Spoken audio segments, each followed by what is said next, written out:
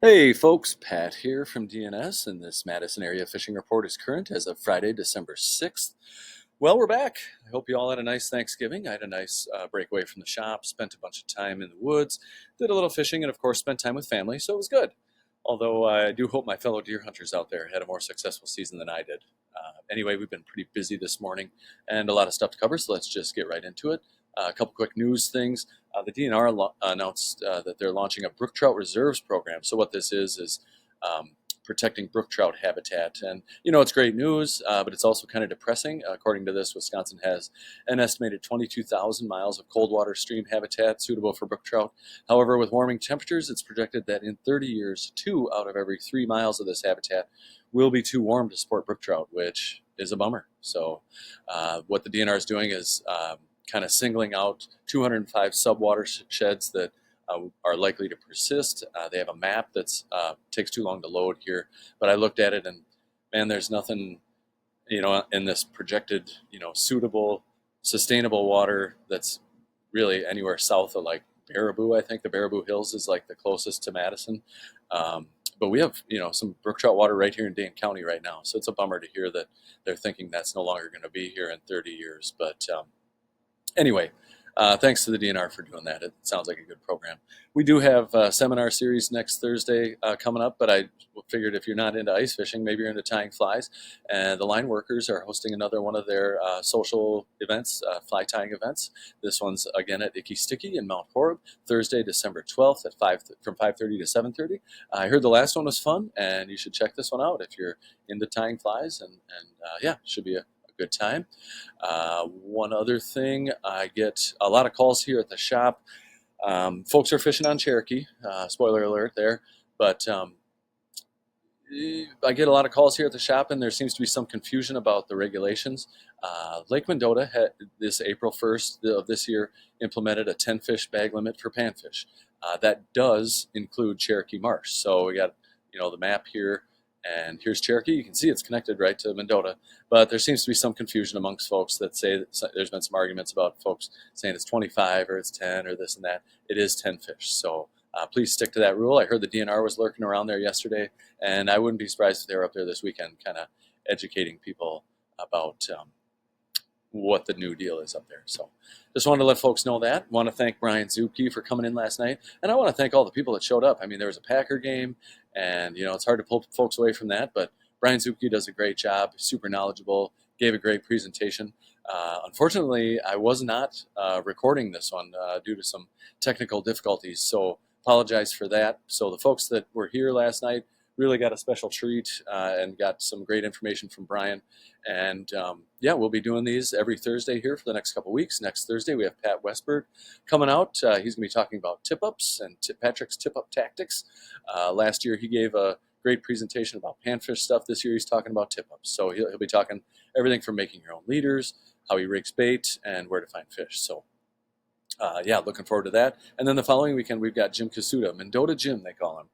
He's coming in December 19th. And again, these are 7 p.m. here at the shop. He's going to be talking about shallow water bluegills. Jim, of course, pro staff for clam and Vexillar, really, really knows his stuff. Always does a great job. So looking forward to those. So mark those on your calendar. Um, let's see. Oh, yeah. Brian was talking last night. Part of his presentation is what he uses, obviously, to catch bluegills through the ice.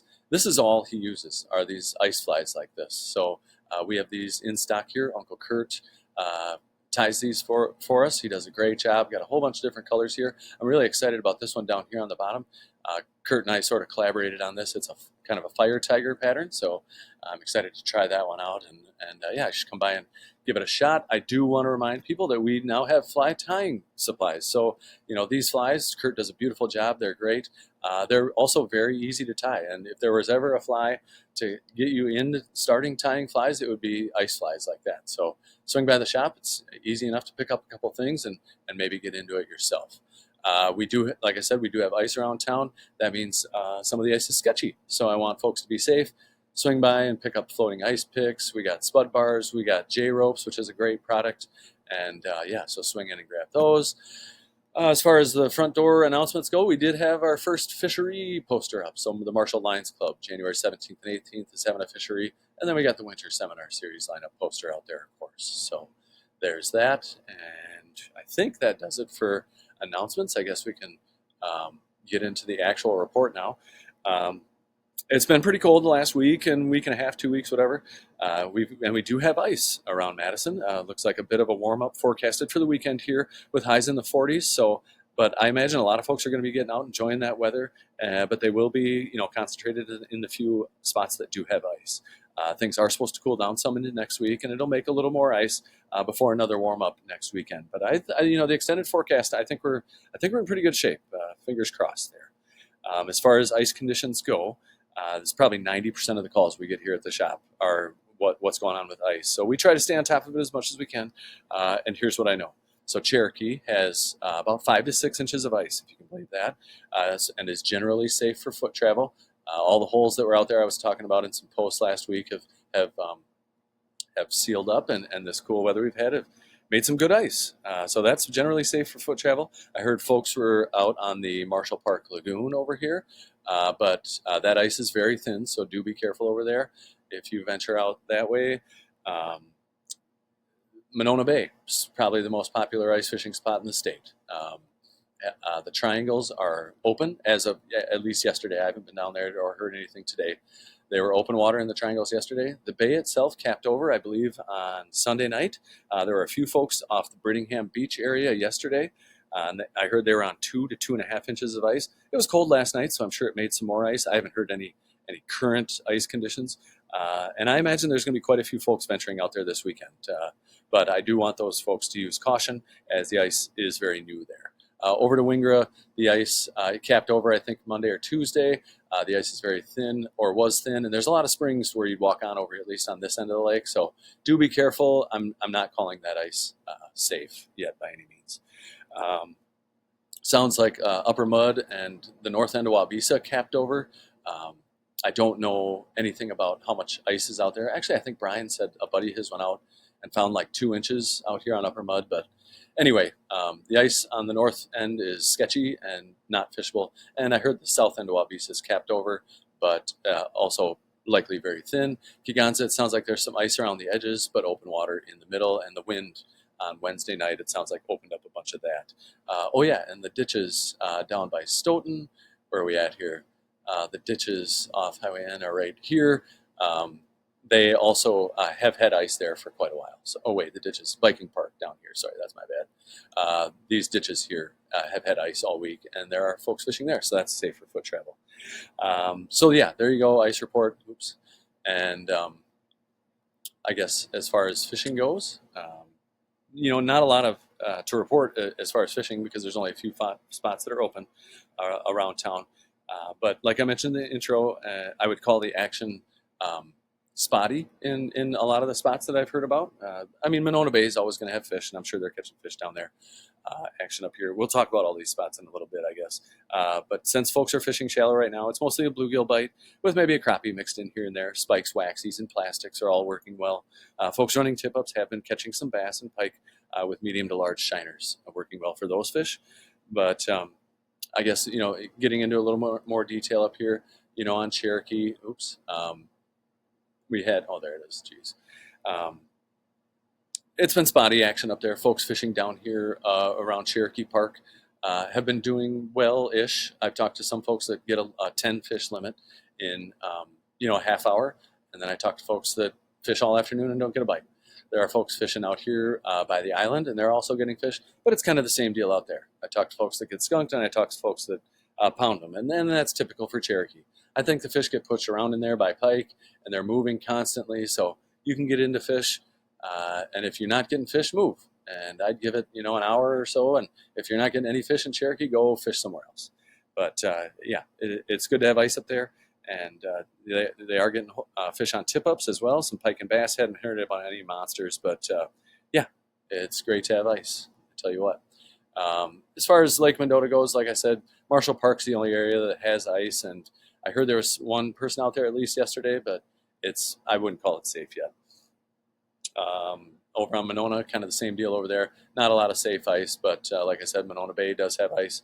I bet there's 3 inches out there today, maybe 4. I don't know. It was pretty cold last night, but I'm not going to say anything official there, but there will be people out there this weekend. I promise that.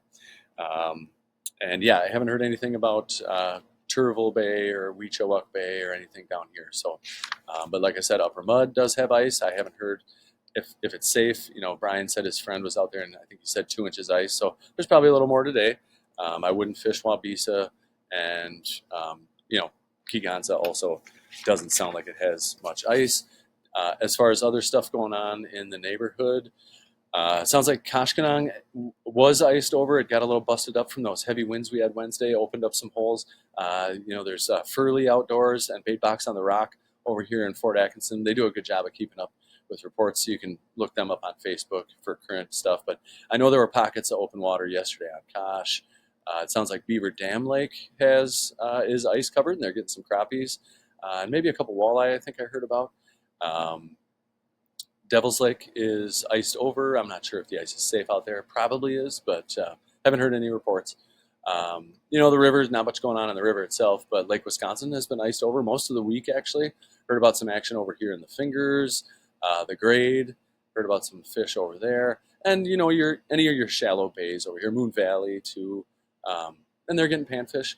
I don't know that I've heard of many people venturing out into the deeper water in the main lake. But, yeah, they're getting some fish, but that action's been slow to spotty from what I've heard. And Petenwell and Castle Rock, I don't think are iced over at all. Over to the Mississippi. The river itself, of course, is open, but you got a whole bunch of cool backwaters and stuff if you wanted to take a trip. And same thing on the Wisconsin River. I mean, I love fishing these backwaters from like Boscobel all the way up to Sauk City. I mean, there's a lot of cool waters back there you can explore if you want to get away from the hustle and bustle of Madison. But I guess over to Milwaukee. Harley and I did make it over here for our annual fishing voyage to the East Coast. We're usually chasing coho salmon, up and down the East Coast here, and we usually find fish, but we got over there, we didn't even see a fish, much less catch one.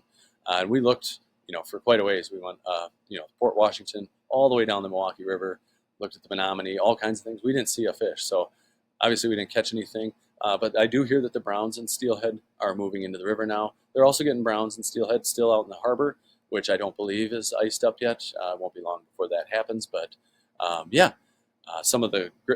it's a great opportunity to get over and do some fishing. You can catch some really cool fish in really intimate settings, in little rivers.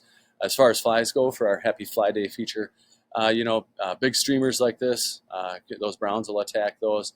Also, little, and I shouldn't say little, these are actually pretty big for nymphs, but, bigger nymphs like this, great for steelhead, great for browns. And then, of course, you got egg patterns, maybe do a nymph with a egg trailer, and then beads, too. I like fishing beads, and we got all this stuff here at the shop. So, yeah, swing on through. Pick up some tying materials. It's winter. It's great great for tying season. Where'd Madison go? Oh, there we are. And anyway, yeah, that's it for the report.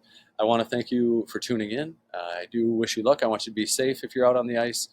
Again, feel free to call the shop 241-4225 if you're wondering more about ice conditions or what's going on around town. Otherwise, I thank you for tuning in, and we will talk to you next week. Take care.